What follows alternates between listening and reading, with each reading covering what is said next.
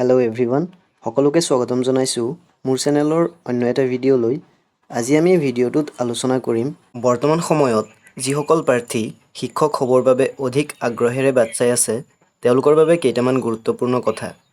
যিহেতু লোকসভা নিৰ্বাচন চলি থকাৰ বাবে সমগ্ৰ দেশতে কোড অফ কণ্ডাক্ট লাগি আছে, তাৰ বাবে অসমত যি হ'বলগীয়া শিক্ষক নিযুক্তি প্ৰক্ৰিয়া আছিল সেই শিক্ষক নিযুক্তি প্ৰক্ৰিয়াত কিছু পলম হোৱা পৰিলক্ষিত হৈছে, যিয়ে শিক্ষক হ'ব খোজা প্ৰাৰ্থীসকলৰ মনত এক নিগেটিভ প্ৰভাৱ পেলাইছে।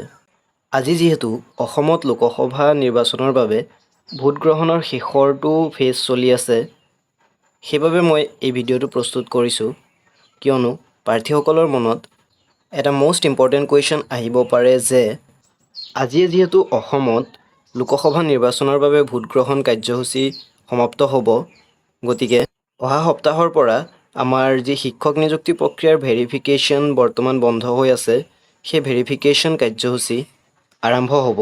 দৰাচলতে কথাটো তেনেকুৱা নহয়।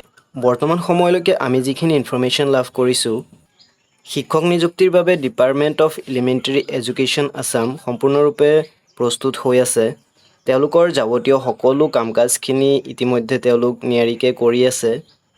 ইচ্ছা কৰিলে তেওঁলোকে ভেৰিফিকেশ্যন লিষ্ট পাব্লিছ কৰিব পাৰে। ইয়াতে কেৱল মাত্ৰ এটাই অসুবিধা, যিহেতু সমগ্ৰ দেশতে 4 জুনলৈকে কোড অফ কণ্ডাক্ট লাগিয়ে থাকিব, গতিকে এই 4 জুন পৰ্যন্ত সময়ছোৱাত কোনো ধৰণৰ ভেৰিফিকেশ্যন প্ৰক্ৰিয়া আৰম্ভ নহয়।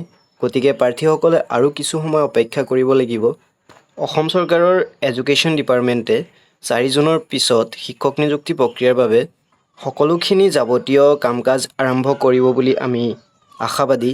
লগতে 4 জুনৰ পিছত এই প্ৰক্ৰিয়া পুনৰ আৰম্ভ কৰি খুব সোনকালে সফল ৰূপায়ণ কৰিবৰ বাবে বিভাগীয় কৰ্তৃপক্ষৰ ওচৰত প্ৰাৰ্থনা জনালোঁ।